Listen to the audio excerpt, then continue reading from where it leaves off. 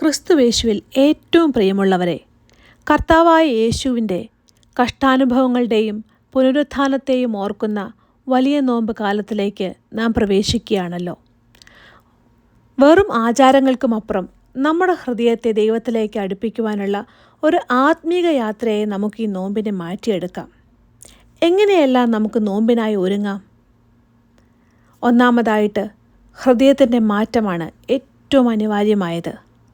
വസ്ത്രങ്ങളെയല്ല, ഹൃദയങ്ങളെ തന്നെ കീറി നിങ്ങളുടെ ദൈവമായ യഹോവയുടെ അടുക്കലേക്ക് തിരിവിൻ എന്ന് യോവേൽ പ്രവാചകന്റെ പുസ്തകം 2-ാം അധ്യായം 13-ാം വാക്യത്തിൽ യഹോവ പറയുന്നു. ബാഹ്യമായ പ്രകടനങ്ങളെക്കാൾ ഉള്ളിലെ നവീകരണത്തിനാണ് ദൈവം പ്രാധാന്യം നൽകുന്നത്. നോമ്പ് കാലത്ത് മാംസം ഒഴിവാക്കുന്നതും ഒരു നേരം ഭക്ഷണം കഴിക്കാതെ ഉപവസിക്കുന്നതും ഒക്കെ നല്ലതാണ്. എന്നാൽ അതോടൊപ്പം നമ്മുടെ ഉള്ളിലെ കോപം, അസൂയ, അഹങ്കാരം എന്നിവ കൂടി ഉപേക്ഷിക്കുമ്പോഴാണ് നോമ്പ് പൂർണ്ണമാകുന്നത്. രണ്ടാമതായി, പ്രാർത്ഥനയിലൂടെയും ഉപവാസത്തിലൂടെയും ദൈവവുമായുള്ള ആഴമായ ബന്ധം. ഉപവസിക്കുമ്പോൾ നിങ്ങൾ കപടഭക്തിക്കാരെ പോലെ വാടിയ മുഖം കാണിക്കരുത് എന്നാണ് ബൈബിൾ പറയുന്നത്. നാം ഉപവസിക്കേണ്ടത് ശരീരത്തെ തളർത്താനായിട്ടല്ല, മറിച്ച് ആത്മാവിനെ ഉണർത്താനായിട്ടായിരിക്കണം. നാം ഭക്ഷണം ഉപേക്ഷിക്കുമ്പോൾ ആ സമയം പ്രാർത്ഥനയ്ക്കും ബൈബിൾ വായനയ്ക്കുമായി മാറ്റിവെക്കണം. വയറ് നിറഞ്ഞിരിക്കുമ്പോൾ പലപ്പോഴും നമുക്ക് ആത്മീയ കാര്യങ്ങളിൽ മടി വരാം. എന്നാൽ ഉപവാസം നമ്മെ കൂടുതൽ ഏകാഗ്രതയോടെ ദൈവത്തോട് സംസാരിക്കാൻ സഹായിക്കുന്നു. യേശു ക്രിസ്തു തൻ്റെ ശുശ്രൂഷ തുടങ്ങുന്നതിന് മുൻപ് 40 ദിവസം ഉപവസിച്ചത് നമുക്ക് മാതൃകയാണ്. മൂന്നാമതായി, ക്ഷമിക്കുക, അനുരഞ്ജനപ്പെടുക. ദൈവവുമായി നിരപ്പിലാകാൻ നിങ്ങൾ ആഗ്രഹിക്കുന്നെങ്കിൽ ആദ്യം സഹോദരനുമായി നിരപ്പാകണം. നിങ്ങൾ മനുഷ്യരോട് അവരുടെ പിഴകളെ ക്ഷമിച്ചാൽ സ്വർഗസ്ഥനായ നിങ്ങളുടെ പിതാവ് നിങ്ങളോട് ക്ഷമിക്കും എന്നാണല്ലോ മത്തായി എഴുതിയ സുവിശേഷം 6-ാം അധ്യായം 14-ാം വാക്യത്തിൽ പറഞ്ഞിരിക്കുന്നത്. മനസ്സിലൊരാളോട് കയ്പും വിദ്വേഷവും കൊണ്ട് എത്ര പ്രാർത്ഥിച്ചാലും അതിന് ഫലമുണ്ടാവുകയില്ല. ഈ നോമ്പ് കാലത്ത് നാം നമ്മോട് തെറ്റ് ചെയ്തവരോട് പൂർണ്ണ ഹൃദയത്തോടെ ക്ഷമിക്കണം. നാം മറ്റുള്ളവരോട് ക്ഷമിച്ചാൽ മാത്രമേ സ്വർഗസ്ഥനായ പിതാവ് നമ്മോടും ക്ഷമിക്കുകയുള്ളൂ. നാലാമതായി, കാരുണ്യപ്രവർത്തികൾ. ദൈവം ആഗ്രഹിക്കുന്ന നോമ്പ് എങ്ങനെയാണ് എന്ന് യെശയ്യാവിൻ്റെ പുസ്തകം 58-ാം അധ്യായം 6-7 വാക്യത്തിൽ വളരെ വ്യക്തമായി പറഞ്ഞിട്ടുണ്ട്.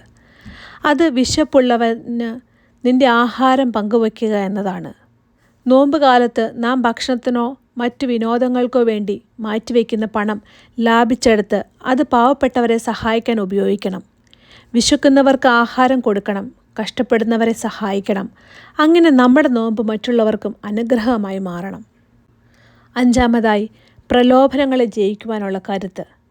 മരുഭൂമിയിലെ പരീക്ഷയിൽ വചനത്തിലൂടെയാണ് യേശു പിശാചിനെ തോൽപ്പിച്ചത്. നോമ്പ് കാലത്ത് നമുക്കും പല പ്രലോഭനങ്ങളും ഉണ്ടായേക്കാം. ഉദാഹരണത്തിന് ദേഷ്യം വരിക, അലസത കാണിക്കുക, പഴയ ശീലങ്ങളിലേക്ക് തിരിച്ചു പോകാനുള്ള ഒരു പ്രേരണ തോന്നുക, അങ്ങനെ പല വിധത്തിലുള്ള തോന്നലുകൾ. നിരന്തര പ്രാർത്ഥനയിലൂടെയും ദൈവവചന ധ്യാനത്തിലൂടെയും മാത്രമേ നമുക്ക് ഈ ആത്മീയ യുദ്ധത്തിൽ വിജയിക്കാൻ സാധിക്കുകയുള്ളൂ. വലിയ നോമ്പ് എന്നത് വെറും ഒരു ഭക്ഷണ നിയന്ത്രണമല്ല, മറിച്ച് അത് നമ്മുടെ ജീവിതത്തെ ക്രമീകരിക്കുവാനും പാപങ്ങൾ ഉപേക്ഷിക്കാനും ദൈവത്തോട് കൂടുതൽ അടുക്കാനുമുള്ള 40 ദിവസത്തെ ആത്മീയ പരിശീലനമാണ്. ഈ നോമ്പുകാലം നമുക്ക് ഒരു ആത്മീക വെല്ലുവിളിയാകട്ടെ. നമ്മുടെ കുറവുകളെ ദൈവത്തോട് ഏറ്റുപറഞ്ഞ് കൂടുതൽ വിശുദ്ധിയോടെ ക്രിസ്തുവിൻ്റെ ക്രൂശിൻ്റെ ചുവട്ടിലേക്ക് നമുക്ക് അടുക്കാം. ഒരു നിമിഷം നമുക്ക് നമ്മുടെ കണ്ണുകളെ അടയ്ക്കാം, തലകളെ വണങ്ങാം. കാരുണ്യവാനായ ദൈവമേ, വിശുദ്ധമായ ഈ നോമ്പുകാലത്തേക്ക് പ്രവേശിക്കുവാൻ ഞങ്ങളെ ഒരുക്കുന്നതിനായി നന്ദി പറയുന്നു. കർത്താവെ, കേവലം ആചാരങ്ങളിൽ ഒതുങ്ങിപ്പോകാതെ ഹൃദയ പരമാർത്ഥതയോടെ അങ്ങയെ ആരാധിക്കുവാൻ ഞങ്ങളെ സഹായിക്കണമേ. ഞങ്ങളുടെ തെറ്റുകൾ ക്ഷമിച്ച് ഞങ്ങളെ വിശുദ്ധീകരിക്കണമേ. ഉപവാസത്തിലൂടെയും പ്രാർത്ഥനയിലൂടെയും അങ്ങയോട് കൂടുതൽ അടുക്കുവാൻ ഞങ്ങൾ ആഗ്രഹിക്കുന്നു. ലോകത്തിൻ്റെ മോഹങ്ങളെ ജയിക്കുവാനുള്ള ബലം ഞങ്ങൾക്ക് നൽകണമേ. യേശു ക്രിസ്തുവിൻ്റെ നാമത്തിൽ തന്നെ, ആമേൻ.